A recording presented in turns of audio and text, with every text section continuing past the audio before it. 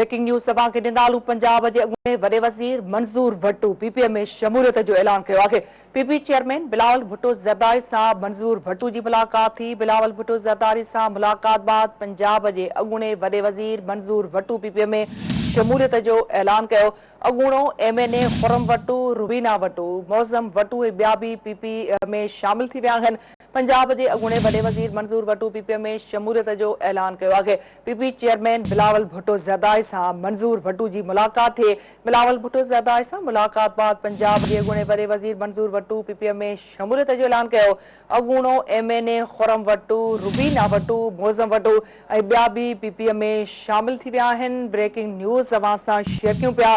पंजाब जे अॻूणे वॾे वज़ीर मंज़ूर भट्टू पीपीएम में शमूलियत जो ऐलान कयो आहे। पीपी चेयरमैन बिलावल भुट्टो ज़रदारी सां मंज़ूर भट्टू जी मुलाक़ात थी। बिलावल भुट्टो ज़रदारी सां मुलाक़ात बाद पंजाब जे अॻूणे वॾे वज़ीर मंज़ूर भट्टू पीपीएम में शमूलियत जो ऐलान कयो। अॻूणो एमएनए खुरम भट्टू, रुबीना भट्टू, मौज़म भट्टू ऐं ॿिया बि पीपीएम में शामिल थी विया आहिनि।